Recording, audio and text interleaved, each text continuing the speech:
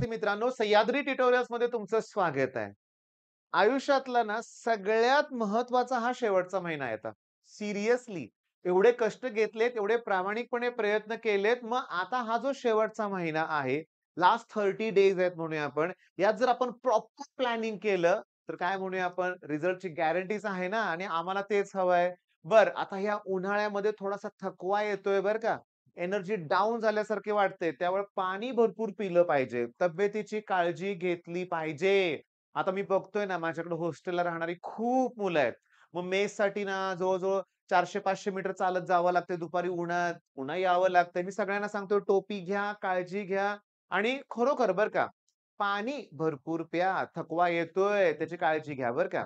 बरं, आता सगळ्यात महत्त्वाचं की अभ्यासाला 3 विषय आहेत तुमच्याकडे. आता सीएस नाहीये, आय-टी नाहीये, जिओग्राफी नाहीये, मराठी, इंग्लिश कुठला सब्जेक्ट नाहीये. फिजिक्स, केमिस्ट्री आणि मॅथ्स. दिवसभर वेळ आहे तुमच्याकडं. मग मी छोटासा एक प्लॅन तुम्हाला देतो. तो एक्झिक्यूट करण्याचा प्रयत्न करा बरं का बाळांनो. बघा मी तुम्हाला सांगतो 24 तास आहेत आपल्याकडं. त्यातलं 10 तासाचा प्रॉपर स्टडी करा आणि तेही मी सांगतो कसं करा लक्षात घ्या, की फिजिक्सला 3 तास पुष्कळ झाले, खूप झाले. असा विचार करा 3 तासात एक-एक टॉपिक होईल की नाही? होणार. केमिस्ट्रीला सुद्धा 3च तास वेळ झाला. खूप सफिशियंट वेळ आहे तो. त्यात एक टॉपिक होईल, वन शॉट लेक्चर्स बघून होतील, एका जुन्या टॉपिकची रिव्हिजन सुद्धा होऊ शकते. पण मॅथ्सला मात्र मला 4 तास पाहिजेत. मग तुम्ही असं करू शकता का, की फिजिक्स 3 तास फिनिश करा. मग या गॅपमध्ये 2 तास मॅथ्सचा अभ्यास करा. त्यानंतर केमिस्ट्री करा. पुन्हा उरलेले 2 तास मॅथ्सचा अभ्यास करा. ओके. मग जवळ-जवळ 10 तास अभ्यास केला तर बेस्ट झालं म्हणूया आपण. ओके. स्टडी करायचंय. 3 तास तुम्हाला मॉक टेस्टसाठी वेळ द्यायचाच आहे. बरं या 10 तासात तुम्ही त्या टेस्टचं एनालिसिस पण करू शकता बरं का बाळांनो. पण 3 तास मॉक टेस्टसाठी मी रिझर्व्ह ठेवलाय. मग रोज कुठे 3 तास मॉक टेस्ट द्यावे लागतात तुम्हाला हे पण बरोबर आहे. म्हणजे तो वेळ पण आपल्याला शिल्लक राहील, युटिलाइज करता येईल. दुसरी गोष्ट प्युअरली सांगतो 7 तासाची झोप पाहिजे. 6 तास रात्री दुपारी 1 तास झोपा चालेल मला. पण कंटाळा आलाय, झोप आले, पेंग येते. मी ऑफलाईनमध्ये लेक्चरमध्ये मुलांना सांगतो म्हणजे सेल्फ स्टडीसाठी मुलं आलेली असतात. लेक्चरमध्ये झोपा म्हणून सांगत नाही बरं का. पण जे सेल्फ स्टडीला मुलं आलेत ना, जे थकलेत, त्यांना म्हणतो 10-15 मिनिटाची झोप घ्या आणि मी तुम्हाला सांगतो असली जबरदस्त ती झोप असते ना, 10 मिनिटात मुलगा फ्रेश होतो लक्षात घ्या. सिरियसली आणि झोप पण चांगली लागते. अभ्यास ही गोष्टच अशी आहे, की झोप इतकी मस्त लागते, की विचारूच नका. ओके. बरं एवढं करून पण 4 तास शिल्लक राहतायत. पण दुपारचं जेवण, सकाळचं जेवण, ब्रेकफास्ट, थोडंसं इकडं-तिकडं थोडं 4 तास वेळ आहे. ओके.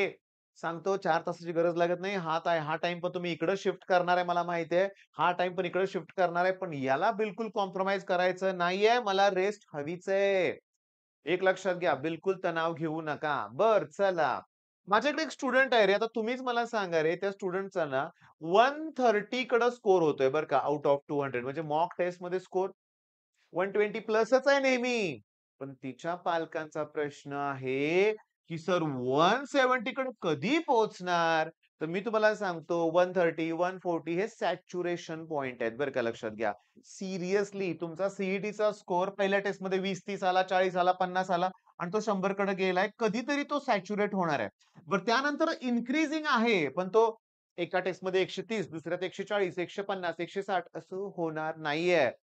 मग जे पालक आहेत, ज्यांच्या मुलांचा स्कोर 130 कडे जातोय, 100 प्लस येतोय ना, चांगला नाही, दी बेस्ट स्कोर आहे. त्यामुळे त्याचा विचार करू नका. फक्त मी दिल्याप्रमाणे हा प्लॅन फॉलो करण्याचा प्रयत्न करा, बरं का.